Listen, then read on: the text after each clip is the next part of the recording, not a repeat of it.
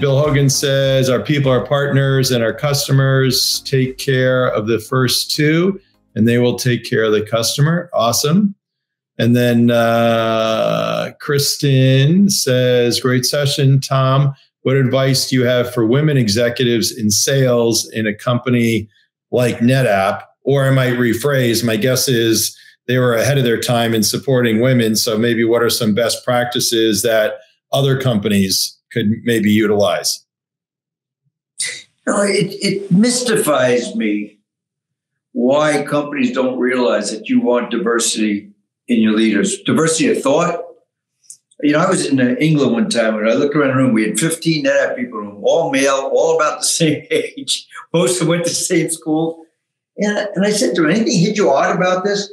And the problem you get into there is you all kind of think the same way. So you agree with each other.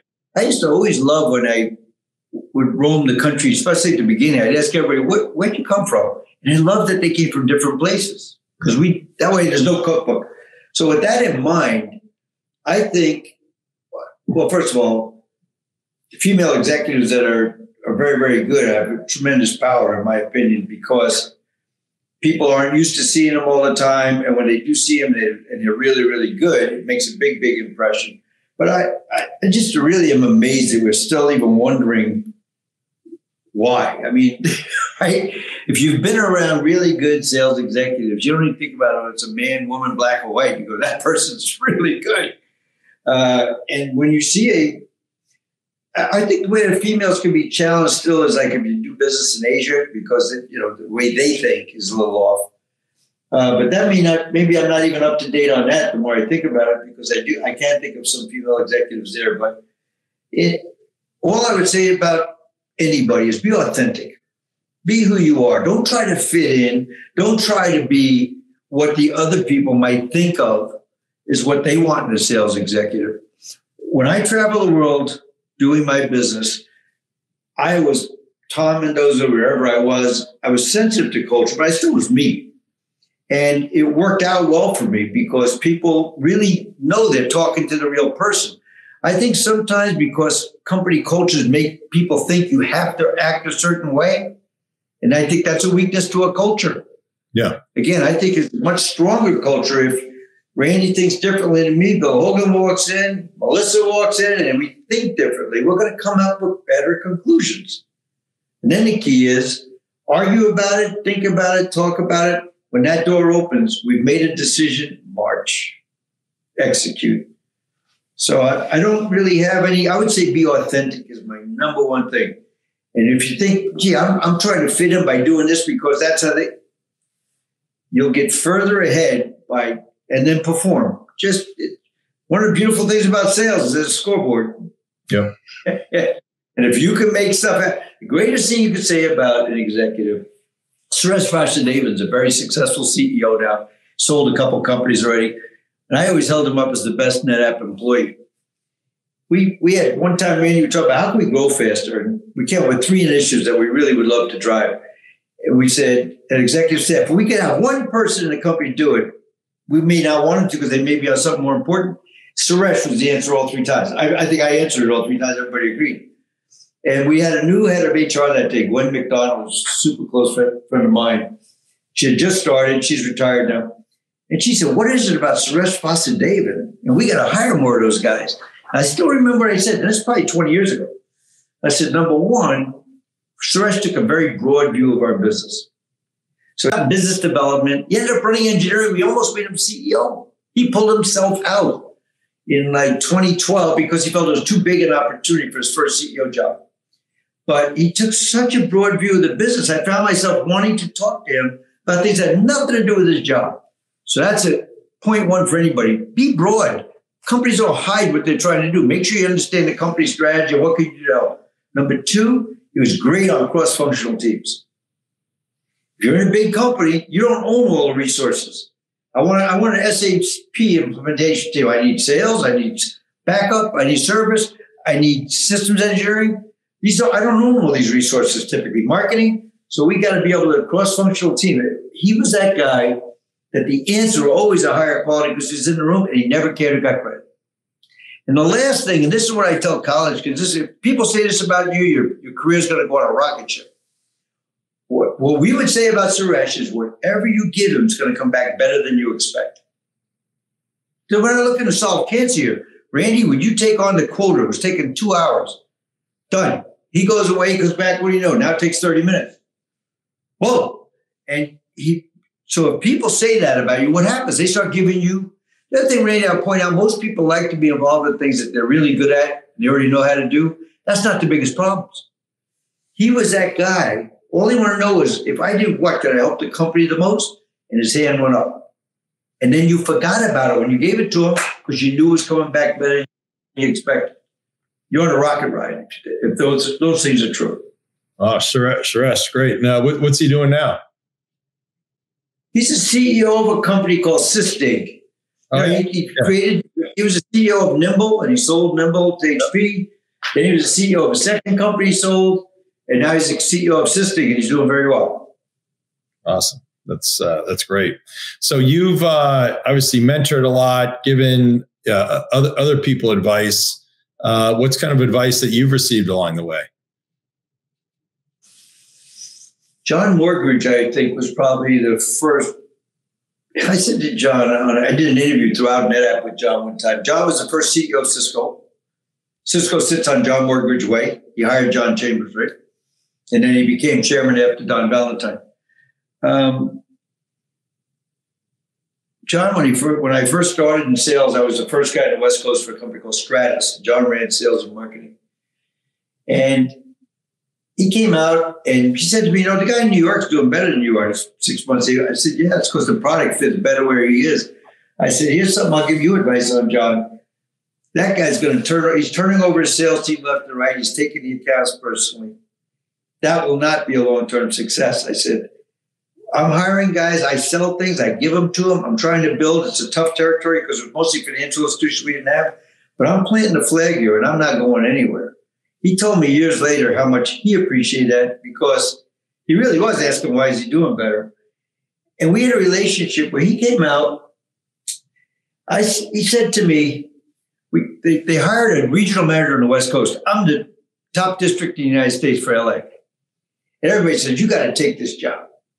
And then they announced some guy from corporate got the job out of marketing. And everybody was looking at me, like, whatever, I didn't want that job. Because I had Southern Cal, was taken in Northern Cal where we weren't doing well. Then that guy, when I met him, I'm like, that guy got hired over me. Okay, whatever. He didn't make it. Now everybody's going, Tom, you have to step up. A woman comes out from corporate that got the job. She also is from marketing, not sales. Okay. I call him up. Now I'm irritated. Yes, John, Tom Mendoza. Tom, how are you? Not so good, John. How's that? Why is that?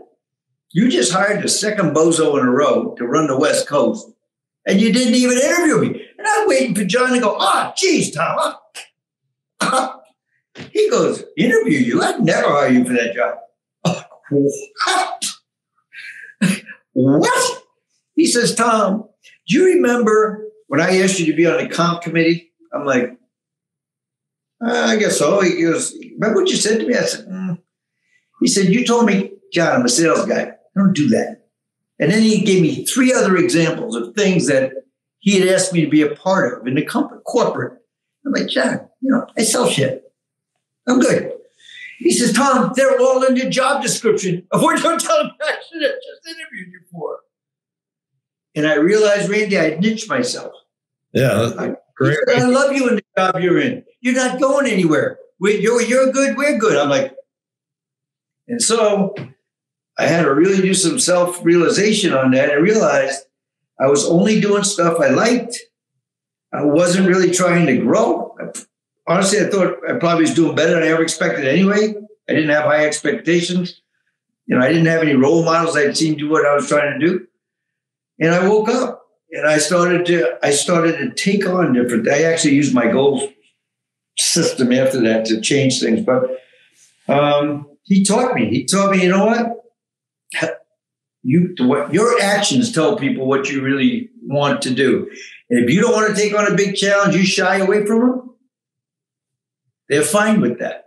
Yeah. So for any of you younger sellers out there, maybe, SDRs somewhere, as people want different projects or help or things like that, raise your hand, because to Tom's point, whether it's an SDR, rep, or manager, RVP, or whatever, it's those that are going to take on the extra tasks that people are going to want to put in leadership positions and promote. So great nugget there. So you mentioned your goal set. Let me augment that real quick. One of the reasons you might not do it is not because you're afraid or lazy. You're thinking, I don't know if I have that skill. We all were in that boat. Right. But if you're willing to do it and you're willing to try, people don't forget that. And you'll almost certainly learn stuff and probably be better than you thought. And certainly be better as an individual and a contributor for taking on new challenges. Exactly. Yeah. Especially where you can cross-pollinate. I mean, I don't know why you didn't do the comp thing, but especially then you're able to cozy up. The comp people appreciate what you're doing. Then when the big commissions come and, finances, second guessing, you say, I don't know, Tom's great. He's already helped us with this. So we're going to take care of him. So you mentioned, I know it's a longer story, but you mentioned your goal setting. It's been in Forbes and a bunch of other places. Can you kind of quickly talk about that? Yeah. So, if you want to look at Forbes.com, go through it. But real simply, I was at Stanford in 1989, their executive program, 6-week program, and they did a Yale study on high-performance people. And 90% of high-performance people have time-bound, measurable written goals. I'm like, I don't. Not that your company gives you, that you give yourself. I'm thinking, yeah, that's probably a good idea. And then they said less than 10% of all people do that. And they gave many examples of successful people. So lifetime goals on it. I gave myself 6-month goals. And then for 90 days, I didn't do anything. So I had to make it shorter so that it was short enough that I had to, if it's 90 days, what we're going to do 60, what we're going to do 30, what we're going to do this week, what am I doing tonight for the week? So personal and professional, 3 of each. Personal first. Personal is much harder than professional. You used to give yourself professional goals. Remember, you have to be able to measure it. So I'm going to work out. It's not a goal. I'm going to work out for 30 minutes on a treadmill. It's a goal. Good or bad, it's a goal. I'm going to be a good person. It's not a goal, right? You got to measure it. So 3, and the question I asked myself before the personal goals, if I do what, will I feel good about me? And the reason that's important is if you feel good about yourself, Randy, you walk in a room differently, people react to you differently, right? Or the inverse is true. If you don't feel good about yourself, people know. So 3 things, and then I'll give you 2 stories. One was, and I don't talk about those other people real time because I'm not trying to convince other people I can make goals. The first one I would share is that I wasn't working out because I was traveling so crazy. Well, that just means it's not a priority. Right. So I put aside, I gave myself 3 days a week, 30 minutes on a treadmill. That was the first thing I remember setting a goal for that. And then years later, my dad got very ill. He had what's called Lewy body. And it was painful to talk to him, Randy. He lived in Florida. And I started to avoid the conversations because it was just painful. He couldn't respond. And then it struck me, when he passes away, it's going to really bother me if I didn't talk to him. So I made it a goal twice a week, half hour. And when he did pass, and it was painful, but when he passed, it meant the world to me that I had done that. So again, what makes you feel good about you? And then the 3 things in business, or what are the 3 things you're going to do to make an impact in the next 90 days? You're not here to fit in. Make an impact. And then I would share those with my boss, with Dan Warmanoven, or whoever I serve, which are the sales teams. I remember one time Rob Salmon, the Chinese team, kept saying, "Can you come to China? Can you come to China?" And I went to Rob, I was having to go to China. He said, "I wouldn't do that." I said, "Why is that?" And he said, "Because we've had 5 other execs go through there. Of course, they like you there. We have other areas that never see you, like Kansas City, Seattle. When you go do dinners, done." So now I have 6, right? But now I haven't done any work yet. I put it away for a day, and then I read them out loud, and I ask myself one simple question after every line. If I do that, will I be proud of myself? And the epiphany I had in 1989 at Stanford also, so obviously that course had a lot of effect on me, was I've been living my life to make other people proud of me. Parents, wife, friends. At the end of the day, when you look back at your life, I can say with great certainty, you're going to remember whether you feel proud of yourself, not what the other people felt. if you say I wasn't proud of me, but everyone else was. So go back to that 30 minutes, and I remember this is a real world thing. I moved it to 35 rather than 30. Now, is that proud? We'll find out. At 20, I wanted to quit. When I got past 30, I broke through something that said, I can do more. I can do more. Mm-hmm. One of the backdrops that I remember thinking about Michael Jordan and all these unbelievable people, they don't seem to have any filter on what they can accomplish. My parents didn't graduate high school. So I already thought I had done more than I ever expected. And I said, wait a minute. Why am I doing that to myself? I don't know what I can achieve. And to be honest, my career went like that after that. And many of the guys on this broadcast followed my system after that. Rob Salmon did it from the first time I talked to him. He was the first salesman in NetApp, and he eventually became the president after me. Don Valentine, our legendary chairman of the board, said he's the only original salesman of a company he knows that became the president of a Fortune 500 company in the same company. He followed that system the whole time. Right. Yeah, actually, for anybody who gets my book starting on page 218, I do my goals of a mission statement and then goals by family, spiritual, health and physical, professional, financial, social, and mental. So that was back from a Professor Lodwig we had at Boston College. So anyway, but goal setting, I mean, you do it for work, and if you do it for work, you should do it for yourself because nobody's more important than yourself, right? That's the answer. At the end of the day, nobody cares more about your career than you and your life. Are you healthy? Are you mentally healthy? I mean, somebody asked about the difficult economy and everything. I worry about the mental health of people. Big time. I do, Randy, a lot. I reach out to people a lot. Not for, I build relationships because I just like people. It's not about, I don't want anything back. I don't want anything. But if I get any hint that someone's struggling, I really do try to reach out. And I've had people say to me, man, it's amazing that you call me right now because there are people I know who are great people. I just don't know how to ask for help. So if you're listening today, you think of 3 people that would really appreciate you just say, hey, how you doing? It's important. Absolutely. Writing that down. Awesome. Great. So anyway, awesome. Time flies when we're having fun. You've been amazing. I had a whole bunch of other questions we didn't get to, but really great. At the end, I always, before we sign off, see if there's any PG Randy story you have. I don't know. If Hogan's still on, he'll remember this. The first time I met you, Randy, we were at Camp Vignolas, Upper East Side, New York. And you took the opportunity to really rag me about Notre Dame. we got past that eventually. I'm looking at this guy. I don't even know this guy. Yeah, well, we beat you and this, we did that. I'm like, yeah, you did. Anyway, very few people I know actually did that, but I actually like the fact that we liked each other pretty quick, right? But it was an odd start and a very good. There you go. I'm guessing the time to rag other people. I don't know. I don't think I was alone. There you go. Well, I'm falling on the sword. How's that? Okay. Anyway, appreciate it. You've been fantastic. But I will tell you, Randy, I have followed your career with interest, and I like that you focus on other people and how to help. And you've done a lot of it, both charitable work that I've seen you do, and even the stuff with your book and stuff. You're trying to give back to a community that you've gathered people around you that you trust can also help in that mission. But I like the mission. You're trying to help other people excel at something that is very rewarding if you do. And you know that, and I just appreciate that. Well, thank you, and thanks for inspiring me as well. So for those that have watched this, thanks. Tucker puts this across YouTube, LinkedIn, a bunch of other social media, so you can feel free to check it out. Next week, we have episode 127 of Tech Sales Insights. We have Bill Walsh, who's at Dell. He's SVP Global Business Ops and CFO for Global Sales. In other words, he's the right hand for Billy Scannell. So I assume you and Billy must have met over the years. I've met Kevin. I have not met Billy. Oh, okay. So yeah, through Lydonia and UiPath. But anyway, by the way, I always wonder what Bill did after the Niners. It's good to know he got another job. That's good. I got that. All right. I'll have to tell him that.